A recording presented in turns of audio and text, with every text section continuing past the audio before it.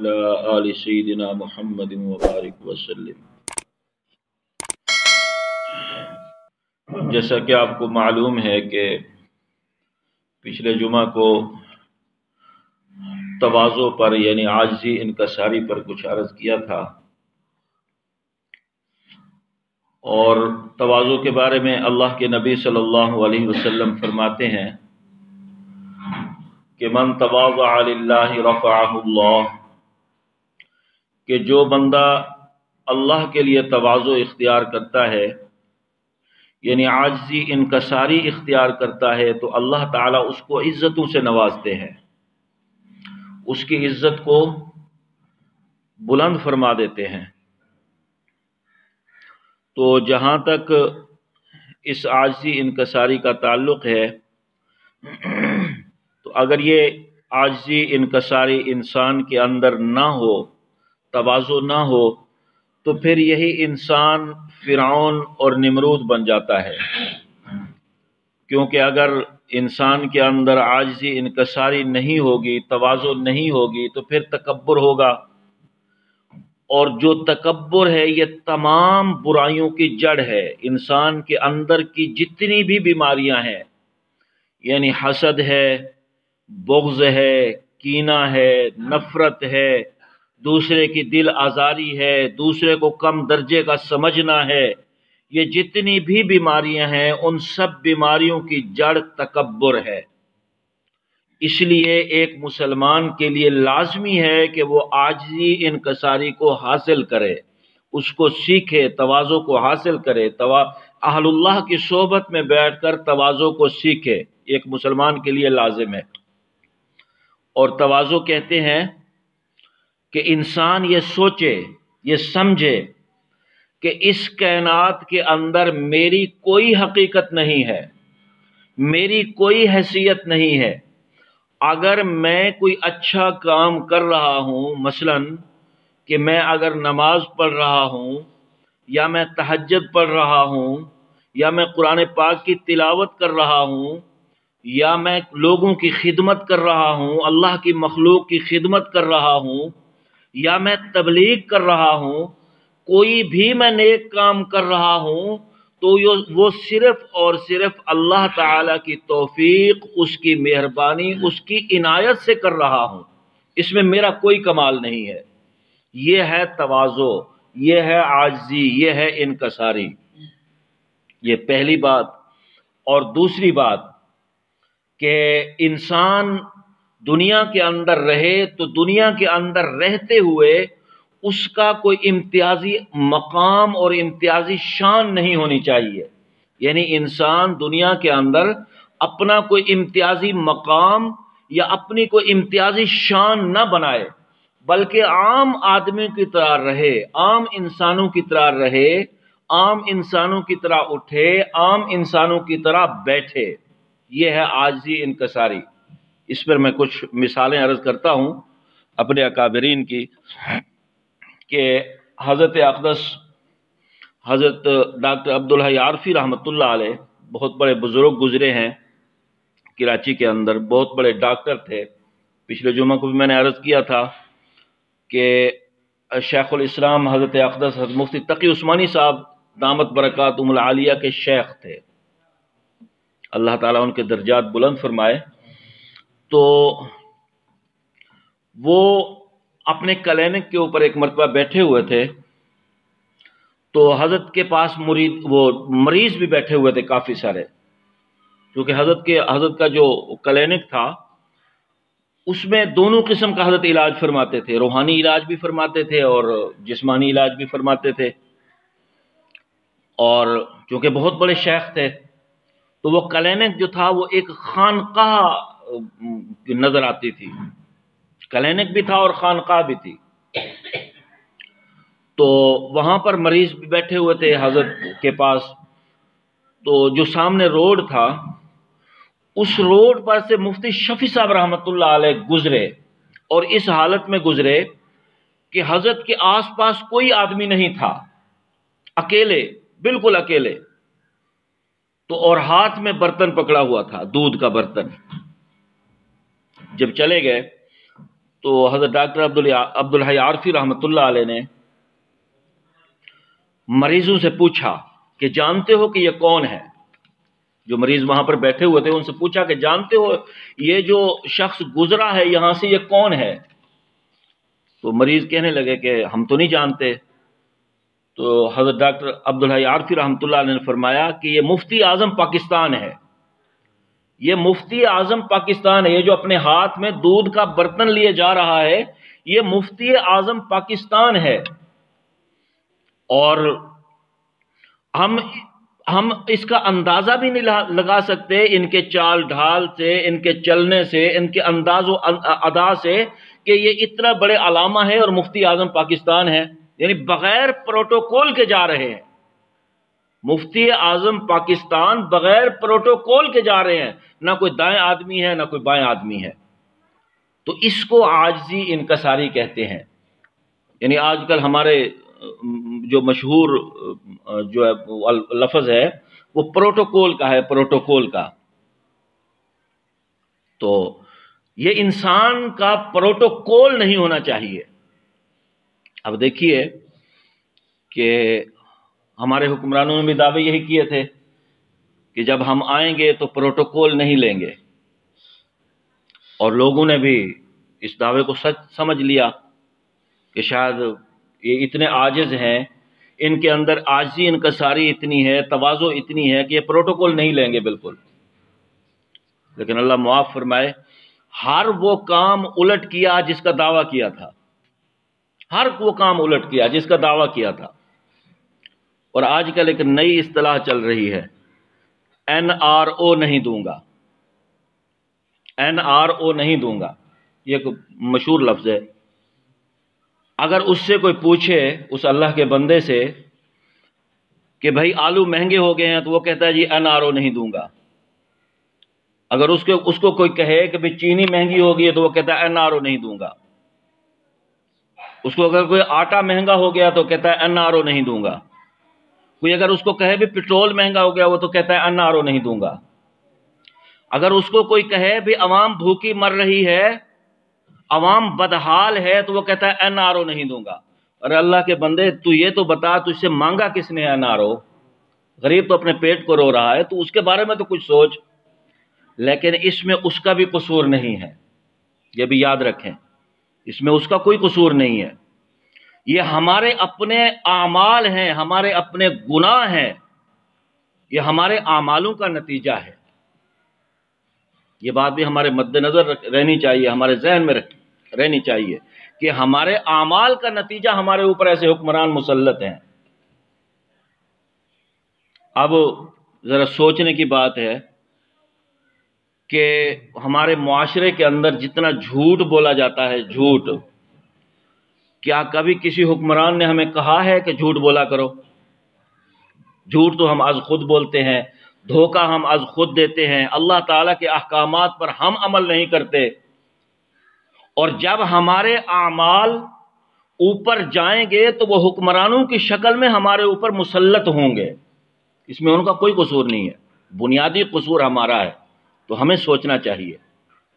تو بہرحال تو میں عرض کر رہا تھا کہ انسان دنیا کے اندر رہے تو بغیر پروٹوکول کے رہے، اس کی کوئی اپنی ذاتی شان، ذاتی مقام نہیں ہونا چاہیے، اور نہ ہی اس کو بنانا چاہیے، عام انسانوں کی طرح اس کو رہنا چاہیے۔ اور یہی اللہ کے نبی صلی اللہ علیہ وسلم کی سنت ہے۔ حضرت مولانا قاسم نانوتوی رحمۃ اللہ علیہ بانی دارالعلوم دیوبند، ان کے بارے میں لکھا ہے کہ وہ ایک کرتے اور ایک تہبند میں رہا کرتے تھے، اور اللہ تعالیٰ نے ان کو علم اتنا دیا تھا کہ جب وہ آریہ سماج یا عیسائیوں سے مناظرے کرنے پہ آتے تھے تو بڑے بڑے لوگوں کے وہ دانت کھٹے کر دیتے تھے، لیکن حالت یہ تھی کہ وہ ایک تہبند باندھ کر، عام لنگی باندھ کر مسجد کے اندر جھاڑو دیا کرتے تھے، حالت یہ تھی۔ اور چونکہ آپ نے انگریزوں کے خلاف جہاد کیا تھا اور وسیع بڑے پیمانے پر جہاد کیا تھا، تو ایک مرتبہ آپ کے گرفتاری کے وارنٹ جاری ہو گئے۔ اور پولیس آئی آپ کو گرفتار کرنے کے لیے، اور آپ چونکہ دیوبند کے اندر ایک مسجد تھی، چھتے کی مسجد مشہور تھی، اس میں رہا کرتے تھے، اور جب پولیس وہاں پر پہنچی تو دیکھا کہ ایک آدمی ہے لنگی باندھے ہوئے، وہ مسجد کے اندر جھاڑو دے رہا ہے، اور پولیس والوں نے سمجھا کہ شاید یہ کوئی مسجد کا خادم ہے جو مسجد کی خدمت کر رہا ہے، کیونکہ وارنٹ میں تو لکھا ہوا تھا کہ مولانا محمد قاسم نانوتوی کو گرفتار کیا جائے۔ تو اب پولیس کے ذہن میں تو یہ بات تھی کہ بڑی دستار ہوگی، بڑا جبے کبے میں رہتے ہوں گے، جو اتنا بڑا نام ہے، اتنے بڑے علامہ ہیں، تو ان کی کسی حیثیت میں رہتے ہوں گے، تو لیکن وہاں پر تو کچھ بھی نہیں تھا، اور پولیس والوں نے سمجھا کہ شاید یہ کوئی مسجد کے دربان ہیں، چوکیدار ہیں، خادم ہیں جو خدمت کر رہے ہیں۔ تو انہوں نے پوچھا پولیس نے کہ مولانا محمد قاسم نانوتوی اسی مسجد میں رہتے ہیں؟ تو اب وہاں پر اب اس بات کو چھپانا بھی لازم تھا، لیکن جھوٹ بھی نہیں بولنا تھا، کیونکہ حضرت خود تھے جو مسجد کی وہ صفائی کر رہے تھے، جھاڑو دے رہے تھے۔ اب اس بات کو چھپانا بھی لازم تھا، لیکن جھوٹ بھی نہیں بولنا تھا۔ تو پھر حضرت جہاں پر کھڑے تھے 2 قدم پیچھے ہٹے، اور پیچھے ہٹ کر فرمایا ان سے، پولیس والوں سے کہا کہ ابھی تھوڑی دیر پہلے تو یہیں پر تھے، ابھی تھوڑی دیر پہلے تو یہاں پر تھے، جہاں پہلے کھڑے تھے اس طرف اشارہ کیا، کہا تھوڑی دیر پہلے تو یہاں پر تھے۔ اب پولیس والوں نے سمجھا کہ تھوڑی دیر پہلے یہاں تھے لیکن اب نہیں ہے، اور پولیس واپس چلی گئی۔ اور وہ مولانا قاسم نانوتوی رحمت اللہ علیہ فرمایا کرتے تھے کہ اگر 2 حرف علم کی تہمت قاسم کے نام پر نہ ہوتی تو دنیا کو پتہ بھی نہ چلتا کہ قاسم کہاں پیدا ہوا اور کہاں مر گیا۔ وہ قاسم نانوتوی قاسم العلوم والخیرات، لقب ہے ان کا، قاسم العلوم والخیرات، اور اس وقت پوری دنیا کے اندر جو فیض ہے، علمی فیض، وہ مولانا قاسم نانوتوی رحمت اللہ علیہ کا ہے۔ پوری دنیا کے اندر اس وقت جو حدیث کی سند ہے، چاہے وہ دیوبندیوں کی ہو، چاہے وہ بریلویوں کی ہو، وہ قاسم نانوتوی سے ہو کر گزرتی ہے۔ اتنے بڑے علامہ قاسم نانوتوی، وہ فرمایا کرتے تھے کہ اگر 2 حرف علم کی تہمت قاسم کے نام پر نہ ہوتی تو دنیا کو پتہ بھی نہ چلتا کہ قاسم کہاں پیدا ہوا، کہاں مر گیا۔ یعنی اس طرح ہمارے اکابرین نے فنائیت کے ساتھ، عاجزی انکساری کے ساتھ، تواضع کے ساتھ زندگی گزاری۔ اور آپ کے شاگرد تھے حضرت شیخ الہند مولانا محمود الحسن نور اللہ مرقدہ برد اللہ مضجعہ، اور حضرت شیخ الہند مولانا محمود الحسن رحمۃ اللہ علیہ نے انگریز کے خلاف ایسی تحریک چلائی کہ جس نے پورے ہندوستان کو، افغانستان کو اور ترکی کو ہلا کر رکھ دیا، اور تحریک ریشمی رومال بڑی مشہور و معروف تحریک ہے۔ اور کچھ عرصہ پہلے تک ہمارا جو سلیبس تھا، نصاب کی کتابیں تھی، ان کے اندر اس کا تذکرہ بھی ملتا تھا، لیکن اب وہ نکال دیا گیا ہے۔ یعنی نہیں، سب کو تحریک ریشمی رومال کا کوئی پتہ نہیں ہے کہ ہمارے اکابرین نے انگریز کو نکالنے کے لیے کیسی کیسی تحریکیں چلائیں۔ تو بہرحال اب چونکہ حضرت شیخ الہند پوری دنیا کے اندر مشہور و معروف تھے، اور انگریز کے خلاف تحریک چلائی تھی، تحریک ریشمی رومال، وہ بڑا نام تھا، تو آپ کے ہم زمانہ ایک عالم تھے اجمیر شریف میں، مولانا معین الدین اجمیری رحمۃ اللہ علیہ، بڑے مشہور و معروف عالم تھے، اور ان کے دل میں خیال آیا کہ مجھے شیخ الہند سے ملنا چاہیے، ان کی زیارت کرنی چاہیے۔ وہ اجمیر شریف سے دیوبند تشریف لے گئے ٹرین کے اوپر، اور وہاں پر جب اترے تو ٹانگے والے کو کہا کہ میں نے شیخ الہند کے پاس جانا ہے، مجھے آپ وہاں پر لے چلیں۔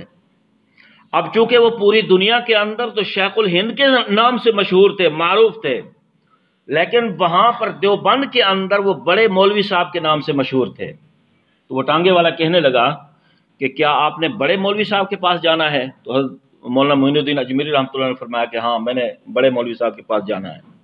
تو ٹانگے والے نے بٹھا دیا اور حضرت کے دروازے پر اتار دیا، اور مولانا معین الدین اجمیری رحمۃ اللہ علیہ نے دروازہ کھٹکھٹایا تو اندر سے ایک آدمی نکلا، تہبند باندھا ہوا تھا اور بنیان پہنی ہوئی تھی۔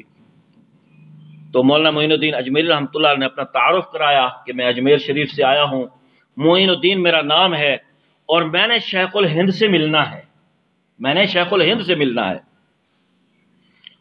تو اس آدمی نے اندر بلا لیا کہ بیٹھو، اور گرمی کا زمانہ تھا، ان کو شربت پلایا، پانی پلایا اور پنکھا جھلنا شروع کر دیا۔ اور تھوڑی دیر کے بعد مولانا معین الدین اجمیری رحمۃ اللہ علیہ پھر کہنے لگے کہ میں نے شیخ الہند سے ملنا ہے، آپ مجھے ان سے ملوا دیں۔ تو کہنے لگے کہ ٹھیک ہے، میں ملواتا ہوں آپ کو۔ تو اندر تشریف لے گئے، وہاں سے کھانا لے آئے، اس کو کھانا کھلایا، اور کھانا کھلانے کے بعد اس کے پیر دبائے اور اس کی خدمت کرنے لگے۔ تو مولانا معین الدین اجمیری رحمۃ اللہ علیہ ناراض ہونے لگے، کہنے لگے بھی میں کافی دیر ہو گئی ہے، میں آپ کو کہہ رہا ہوں کہ میں نے شیخ الہند سے ملنا ہے، لیکن آپ میرا وقت ضائع کر رہے ہیں۔ تو پھر فرمایا کہ بھائی یہاں پر شیخ الہند تو کوئی رہتا نہیں ہے، البتہ محمود الحسن اسی بندے کا نام ہے، اسی بندہ ناچیز کا نام ہے۔ تو تب جا کر مولانا معین الدین اجمیری رحمۃ اللہ علیہ کو پتا چلا کہ جس سے میں ناراض ہو کر گفتگو کر رہا ہوں، بات کر رہا ہوں، یہی شیخ الہند ہے۔ تو یہ تھا ہمارے اکابرین کا، ہمارے بڑوں کا البیلا رنگ، کہ اپنی امتیازی شان سے، امتیازی مقام سے نہیں رہتے تھے، بلکہ عام انسان کی طرح رہتے تھے۔ اور یہی قرآن و حدیث کا تقاضا ہے کہ انسان کو اپنا امتیازی مقام نہیں بنانا چاہیے، اس کو امتیازی مقام سے نہیں رہنا چاہیے، اس کو امتیازی شان سے نہیں رہنا چاہیے، بلکہ عام آدمی کی طرح رہنا چاہیے۔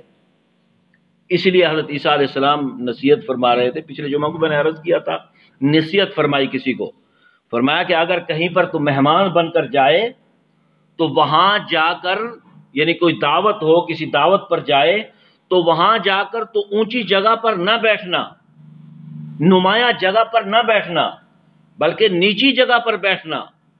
ایسا نہ ہو کہ تو نمایاں جگہ پر جا کر بیٹھ جائے، اونچی جگہ پر جا کر بیٹھ جائے، اور جو میزبان ہو اس میزبان کا کوئی اعلیٰ مہمان آ جائے، اچھا مہمان آ جائے، تو پھر وہ تمہیں اٹھا کر نیچے نہ بٹھا دے، پھر تمہیں اٹھا کر نیچے نہ بٹھا دے، اور جاتے ہی تم نیچے بیٹھ جانا، اسی میں عزت ہے۔ ہاں، میزبان کا دل چاہے گا تو تمہیں اٹھا کر نمایاں جگہ پر بٹھا سکتا ہے۔ تو یہ جو نصیحت ہے عیسیٰ علیہ السلام کی، اس بات کی تائید کرتی ہے کہ انسان اپنا دنیا کے اندر امتیازی مقام نہ بنائے، امتیازی شان نہ بنائے، بلکہ عام آدمیوں کی طرح رہے، اور اسی میں انسان کی عزت ہے، اسی میں انسان کی عزت ہے۔ حضرت عبداللہ بن مبارک رحمۃ اللہ علیہ بہت بڑے محدث تھے، مفسر تھے، صوفی تھے، بزرگ تھے، مجاہد تھے، اور وہ ایک مرتبہ ایک دعوت میں چلے گئے، دعوت میں، تو وہاں پر وہ نئی جگہ تھی، لوگ جانتے نہیں تھے، تو وہاں پر جو خادم کام کر رہے تھے، کوئی شادی کی دعوت تھی، تقریب تھی، تو جو خادم کام کر رہے تھے، خدمت کر رہے تھے جو لوگ، تو وہاں جا کر خادمین کے ساتھ مل کر کام کرنے لگے، اور کسی کو پتہ بھی نہیں چلا کہ اتنا بڑا محدث، مفسر، عالم وہ لوگوں کی خدمت کر رہا ہے۔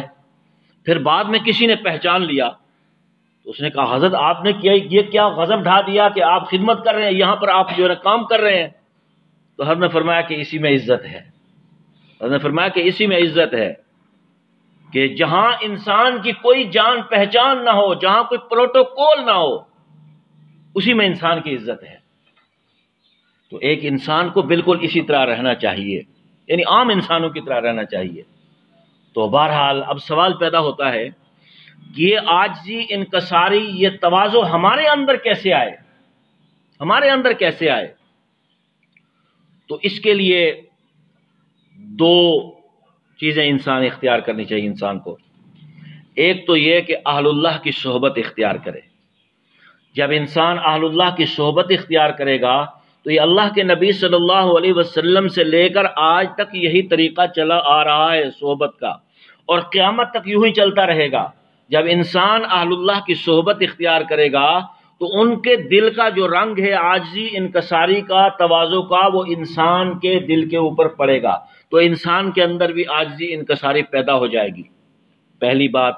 اور دوسری بات یہ ہے کہ انسان کے پاس چونکہ وقت نہیں ہے، سستی بہت زیادہ ہے، اہل اللہ کی صحبت میں نہیں جا سکتے، تو اس کے لیے حضرت ڈاکٹر عبدالحی عارفی رحمۃ اللہ علیہ فرماتے ہیں کہ پھر انسان کو چاہیے کہ وہ کثرت سے اللہ تعالیٰ کی نعمتوں پر اللہ تعالیٰ کا شکر ادا کرے، اور جتنا زیادہ وہ اللہ تعالیٰ کی نعمتوں پر اللہ تعالیٰ کا شکر ادا کرے گا اتنا اس کے اندر عاجزی انکساری آتی جائے گی، اور جو تکبر ہے اور تکبر کے نتیجے میں جتنی بھی بیماریاں ہیں، حسد ہے، بغض ہے، کینہ ہے، نفرت ہے، دوسروں کی دل آزاری ہے، دوسروں کو کم درجے کا سمجھنا ہے، یہ جتنی بھی انسان کے اندر کی بیماریاں ہیں یہ ساری کی ساری نکلنا شروع ہو جائیں گی شکر کے نتیجے میں، اور انسان کے اندر عاجزی انکساری آئے گی۔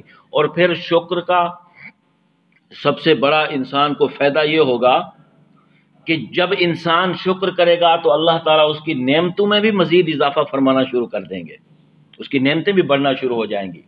تو دعا ہے کہ اللہ تعالیٰ ان باتوں پر عمل کرنے کی توفیق عطا فرمائے، ہمارے اندر بھی عاجزی انکساری جو ہے نا وہ پیدا ہو جائے، اللہ تعالیٰ جو ہے نا ہمارے اندر بھی عاجزی انکساری کو پیدا فرما دیں، اور جتنی بھی بیماریاں ہیں برائیاں ہیں ان سے ہمیں محفوظ فرمائیں۔